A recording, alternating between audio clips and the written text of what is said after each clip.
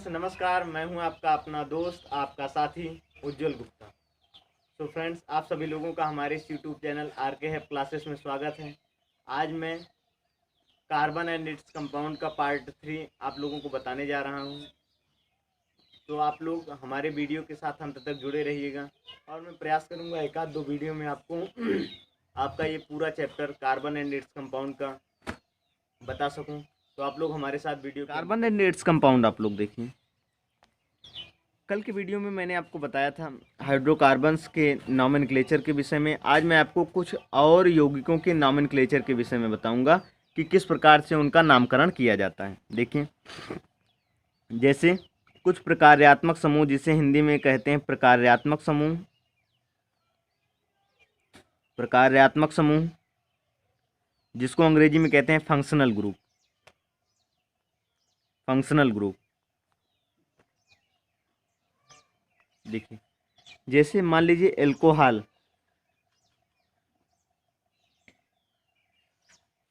Alcohol का जो सूत्र होता है वो होता है OH। आप लोग समझने का प्रयास कीजिएगा। ये एक प्रकार का प्रकार्यात्मक समूह है, फंक्शनल ग्रुप है, जिसे OH कहते हैं। उसके बाद देखिएगा आप एल्डिहाइड। देखिए, OH के आगे हमेशा ये निशान लगाना चाहिए, ठीक ना। अब क्यों लगता है आगे मैं आप लोगों को बताऊंगा। Aldehyde, aldehyde CHO। देखिए, ये सूत्र होता है एल्डिहाइड का CHO। उसके बाद कीटोन,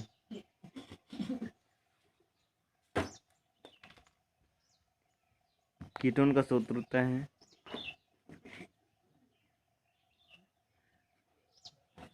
C+O सिंगल बॉन्ड, ये होता है कीटोन का। उसके बाद आइए कार्बोक्सिलिक ग्रुप।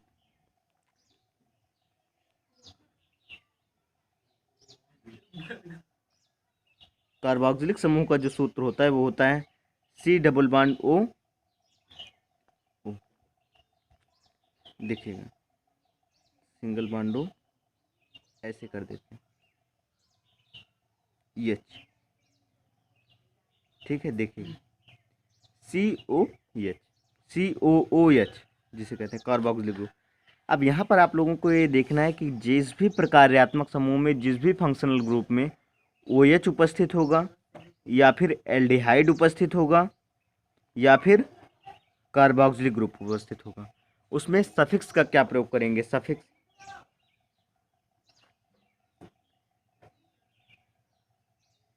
जहाँ पर भी एल्कोहल ग्रुप होगा, एल्कोहल समूह, वहाँ पर जो सफिक्स होगा, सफिक्स का मतलब होता है अनुलग्न। जैसे आप लोग हिंदी में समझते हैं प्रत्यय जिसे कहते हैं, अनुलग्न को हिंदी में समझने का प्रयास कीजिएगा। प्रत्यय, प्रत्यय हमेशा पीछे लगता है, ठीक ना। मतलब ध्यान से देखिएगा किस प्रकार से मैं बताना चाहता हूँ। प्रत्यय सफिक्स यहाँ पर जो लगेगा, एल्कोहली समूह का जो सफिक्स होगा वो होगा ऑल, ठीक है। और जो एल्डिहाइड समूह का जो सफिक्स होगा, एल्डिहाइड समूह का जो सफिक्स होगा वो होगा अल, ठीक। और जो कार्बोक्सिलिक समूह का सफिक्स होगा, कार्बोक्सिलिक ग्रुप का, कार्बोक्सिलिक समूह का जो सफिक्स होगा वो होगा ओइक एसिड। कार्बोक्सिलिक समूह का जो सफिक्स होता है उसे कहते हैं ओइक एसिड।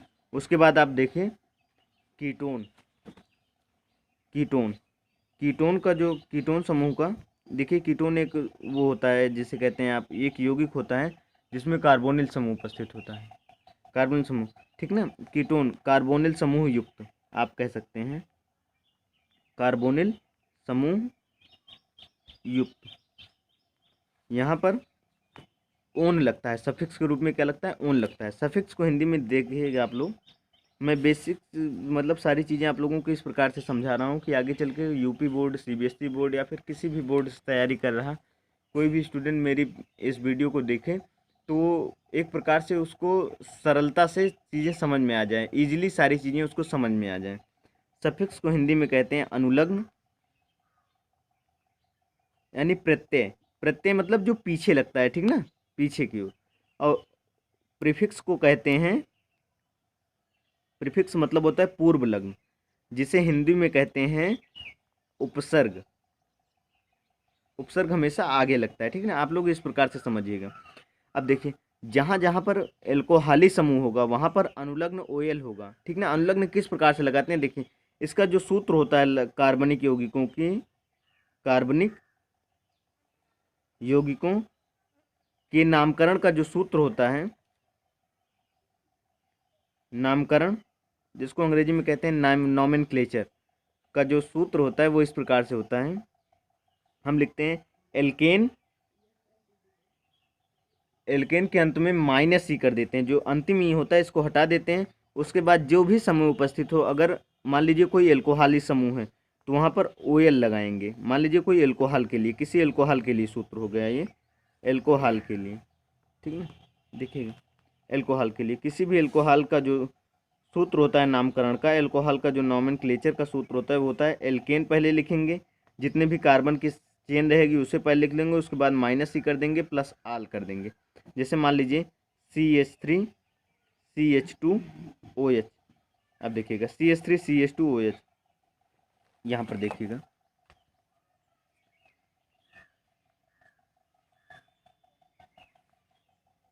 देखिए संरचना सूत्र क्या हो जाएगा इसका, CH3 CH2OH। अब देखिए, इसका अगर आपको नॉमेनक्लेचर करना हो, नामकरण करना हो, नॉमेनक्लेचर, तो किस प्रकार से करेंगे। पहले आप नंबर ऑफ कार्बन देख लीजिए कितने हैं, 1 2, यानी पहले इसका एल्केन आप बनाएंगे तो क्या बन जाएगा इसका एल्केन, मेथ एथ एथेन आप लिख लीजिए, ठीक ना, यानी एल्केन जनरली आपने लिख लिया। उसके बाद माइनस सी कर दीजिए, ई को हटा दीजिए। उसके बाद देखिए यहाँ पर फंक्शनल ग्रुप कौन सा है, ओ एच है। ओ एच फंक्शनल ग्रुप अगर होगा तो सफिक्स के रूप में आल जुड़ता है, ओ एल आल जुड़ता है। तो अगर आल जुड़ेगा तो यहाँ पर देखिए एथे, देखिए एन यहाँ लिख लीजिए, माइनस ही कर दीजिए यानी ई हटा दीजिए।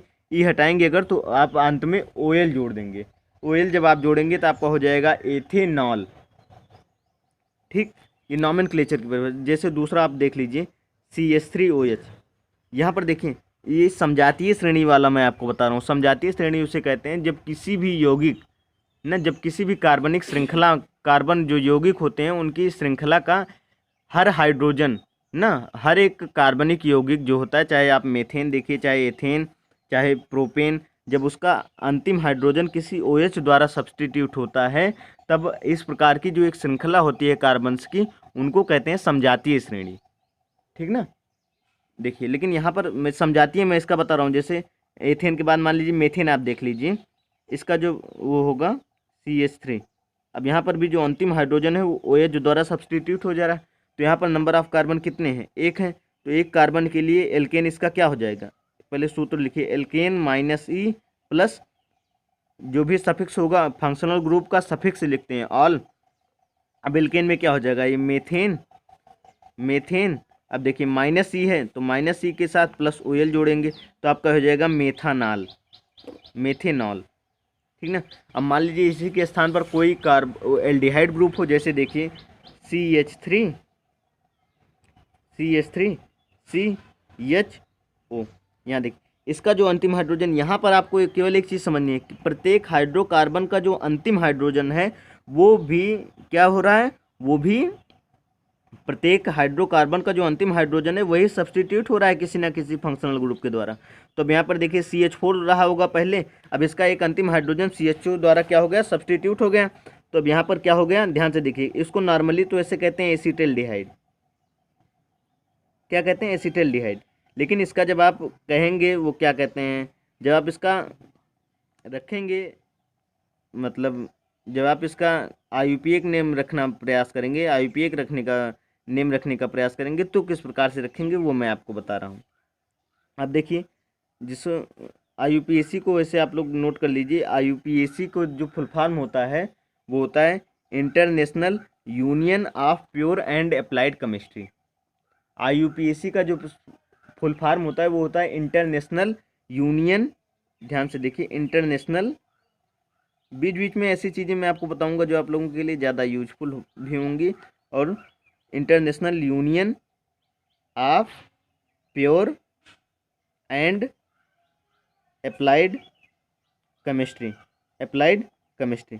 अब यहाँ देखिए आप लोग, ये सारी चीज़ें बाद में आप लोग देखिएगा। पहले एसिटाल्डिहाइड हो गया। अब यहाँ पर देखिए पहले क्या करेंगे, किसी भी यौगिक का जब नामकरण करेंगे तो उसमें से एल्केन में से -ई कर देंगे। -ई करने के बाद जो भी उसका सफिक्स होगा, उसके सफिक्स के अनुसार उसका जो होगा, सफिक्स के अनुसार जो भी मतलब इसमें फंक्शनल ग्रुप होगा उसी के अकॉर्डिंग उसका सफिक्स लिखेंगे। अब यहाँ पर फंक्शनल ग्रुप CHO है तो इसका जो सफिक्स होगा वो होगा अल। देखिए मैंने आपको पहले बताया है सफिक्स इसका क्या हो जाएगा, अल। तो यहाँ पर एल्केन कौन सा हो रहा है, कितने नंबर की चेन है, कार्बन कितने नंबर पर है, कितने नंबर की कार्बन की चेन है, 1 2 2 नंबर की। तो यहाँ पर ये हो जाएगा एथे, देखे देखे एथेन लिखिए, उसके बाद -ई कर दीजिएगा। -ई करने के बाद +Al आप जोड़ दीजिएगा। अब देखिए एथेन का अगर आप -ई कर दिए हैं तो एथे, देखिए एन कीजिए, -ई कर दीजिए, ई हटा दीजिए, Al जोड़ दीजिए, एथेनल। क्या हो जाएगा, एथेनल। कोई भी एल्डिहाइड है तो उसका क्या हो गया, एथेनल हो गया। अब यहाँ पर देखिए तीसरा कार्बोक्सिलिक ग्रुप का मान लीजिए कोई देखते हैं हम। एथेनल के बाद समझाती है श्रेणी देखेंगे, मेथेनल हो जाएगा, प्रोपेनल हो जाएगा, ब्यूटेनल हो जाएगा। इसी प्रकार से देखिए अगर होता है मान लीजिए, इसी प्रकार से अगर हम आगे भी बढ़ाना चाहें तो उसमें कोई दिक्कत नहीं है, ऐसे आप कर सकते हैं। देखिए देखिए यहाँ पर कितने कार्बन की चेन मिल रही है हमको, एक देखिए यहाँ पर अंतिम हाइड्रोजन जो है वही सब्स्टिट्यूट हो रहा है CHO द्वारा। यहाँ पर आपको ये ध्यान देने की जरूरत है। तब कार्बन की कितनी चेन मिल रही है, 1 2 3, 3 एल्केन -ई प्लस क्या होगा, CHO है तो अंत में Al जुड़ेगा। तो अब एल्केन की कितने कार्बन की चेन है, प्रोपेन, प्रोपेन अंत में ई हटा दीजिए, ई हटा देंगे तो एल जोड़ देंगे, क्या हो जाएगा, प्रोपेनल। क्या हो जाएगा, प्रोपेनल, ठीक ना। अब देखिए यहाँ पर देखिए प्रोपेनल हो गया। प्रोपेनल के बाद अब आप आगे देखिए, प्रोपेनल के बाद देखिए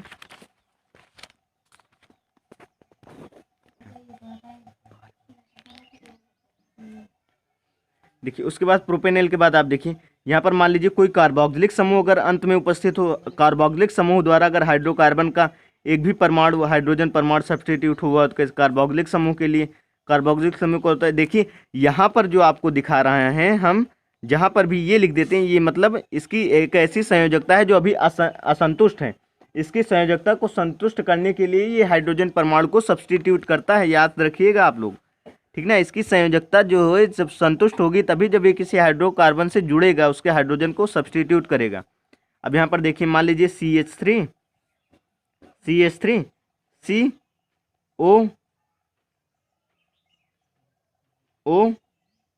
अब देखिए यहाँ पर नंबर ऑफ कार्बन कितने, यहाँ पर भी अगर किसी भी चीज़ का आपको सूत्र पर लिख दीजिए, एल्केन लिख दीजिए, -ई कर दीजिए, प्लस सफिक्स का जो भी हो, सफिक्स हो फंक्शनल ग्रुप, सफिक्स आप फंक्शनल ग्रुप ऐसे आप कर सकते हैं, कोई दिक्कत नहीं है।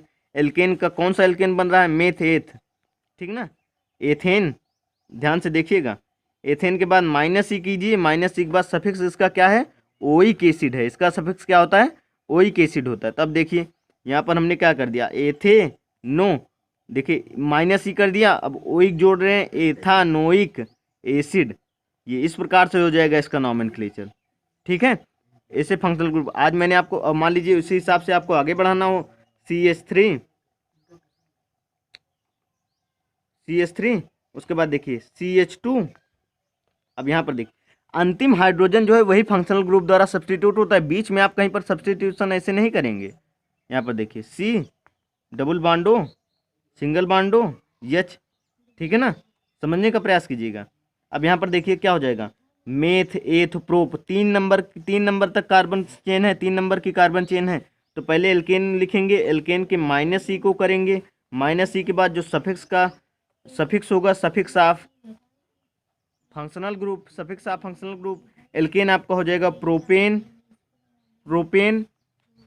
प्रोपेन का जो सफिक्स हो जाएगा, प्रोपेन के बाद सफिक्स का जो फंक्शनल ग्रुप का जो सफिक्स होगा वो क्या होता है, ओइक एसिड।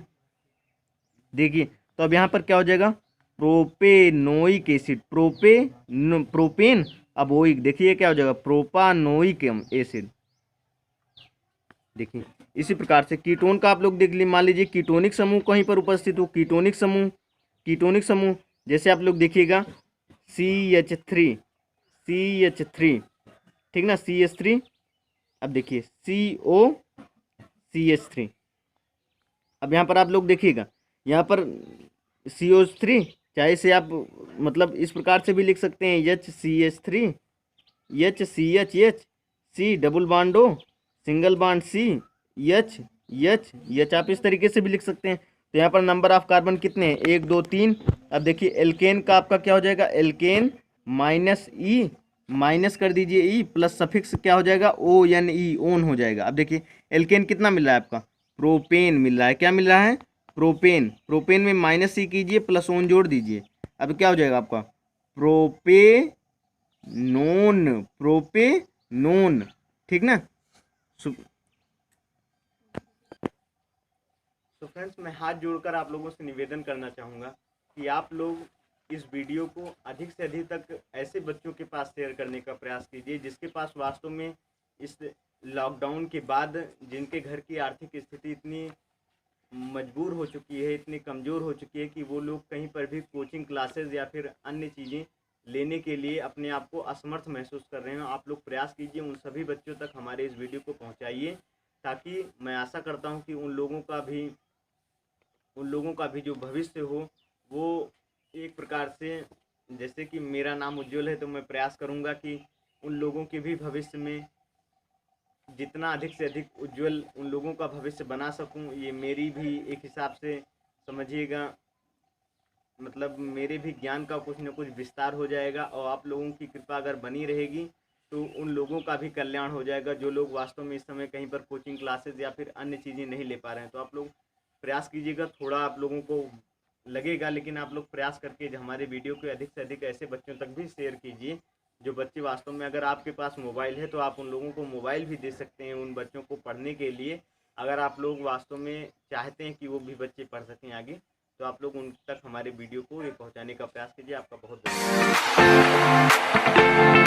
बहुत